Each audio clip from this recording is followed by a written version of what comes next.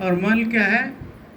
काम, क्रोध, मद, लोभ, सम्मान की चाहत, व्यक्तित्व को विकसित करने की चाहत, अपने आप को स्थापित करने की चाहत कि मैं अच्छा वक्ता हूँ, मैं अच्छा बोलता हूँ, मैं कहता हूँ तो लोग सुनते हैं। ये चीज़ें समाप्त हो जाए तब ना, लेकिन समाप्त नहीं होता है। इसीलिए तो गुरु की शरण में जाने की ज़रूरत है कि सरकार बन गया तो मेरा, बिगड़ गया तो तेरा नहीं। जो भी हो रहा है, दो जुनून की रोटी भी मिल रही है तो आपकी चाहत से, न तो भी हम में क्षमता नहीं है कि वो भी हम व्यवस्था कर सकते हैं। समर्पण की स्थिति में, कहने का मतलब कि आप समर्पण की स्थिति में जाइएगा तब सब कुछ ठीक ठाक हो जाएगा। और समर्पण इतना आसान नहीं है, कारण कि हम आप जीव भाव में हैं, और जीव भाव जो ही लेता है तो उसके साथ ही अहम भी जुड़ जाता है। यह न्यायिक सत्य है, सनातन सत्य में सत्य है कि जीव भाव जो ही आता है उसके साथ काम, क्रोध, मद, लोभ सब आ जाते हैं। और इससे हमको मुक्ति कौन दिलाता है? तो गुरु दिलाता है। कारण कि जो ख्याति प्राप्त, विश्वविख्यात जो लोग हुए, अपने अहंकार को छोड़ दिए, चाहे वह चक्रवर्ती सम्राट का बेटा हो या ज्ञानविद हो।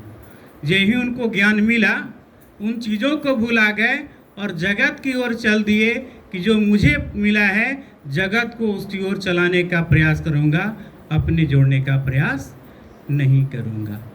नहीं, कहा जाता है कि बच्चा जो होता है छोटा, अगर आपको किसी से दुश्मनी है तो उसको ही पता ना है कि केकरा ही दुश्मनी है, केकरा ही का है, ओकरो ही जाके खा लेगा, ओकरो ही खेल के चलेगा।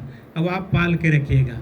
यानी हम आप होश संभालते हैं तो अहम में जीना शुरू कर देते हैं, और इस अहम का धीरे धीरे क्षय कौन करेगा?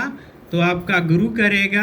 गुरु धोएगा, बशर्ते कि उसके शरणागत होना होगा कि सम्मान भी मिला तो उसकी चाहत से, अपमान भी मिला तो उसकी चाहत से, कहीं दो बोली हम बोल ले रहते हैं तो उसकी चाहत का परिणाम है।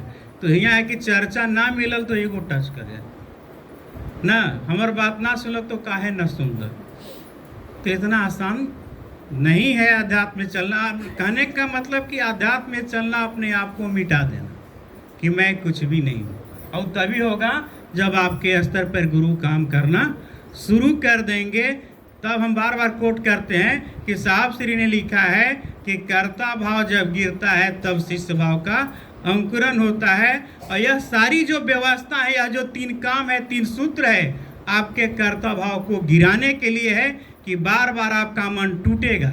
यानी द्वितीय सूत्र हमारा जो है आपका, कि किसी व्यक्ति को आप समझाने जाइएगा, अहंकार में समझाइएगा कि त्यो के समझली बहुत तेजी से बन गए, हमरा तो बुझाए लगल ना, हम कली से बन गए। दूसर का बोल जाइएगा, वो आपकी बात को समझ में नहीं किया, गर्दा झरा गया।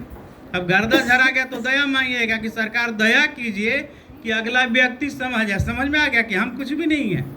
इसीलिए द्वितीय सूत्र दिया गया है कि आप झुकिए, किसी के पास जाइए, गिड़गिड़ाइए, तब होगा। इसीलिए पहले की जो परंपराएं थी गुरुकुल वाली, उसमें सब ज्ञान प्राप्त करने के लिए भिक्षाटन के लिए कहा जाता था। पहले की जो गुरु परंपराएं थी, सारे ज्ञान में दक्ष करने के बाद गुरु कहते थे कि तुम जाओ भिक्षाटन करके लाओ, और वही भिक्षाटन से यह गुरुआश्रम का खान पान की व्यवस्था चलेगी। यानी क्या कि तुम सीख के तुम्हारे अंदर जो ज्ञान प्रगाढ़ हुआ है, अहंकार पैदा हुआ है, वह टूटेगा कि नहीं, मूल ज्ञान तुम में उतरा है कि नहीं। कारण कि भिक्षाटन जाइएगा तो गिड़गिड़ाई नहीं कीजिएगा। गरीब के भी दरवाजे पे जाना है, चंडाल के भी दरवाजे पे जाना है, और राजे के भी दरवाजे पे जाना है। आपके अंदर गुरु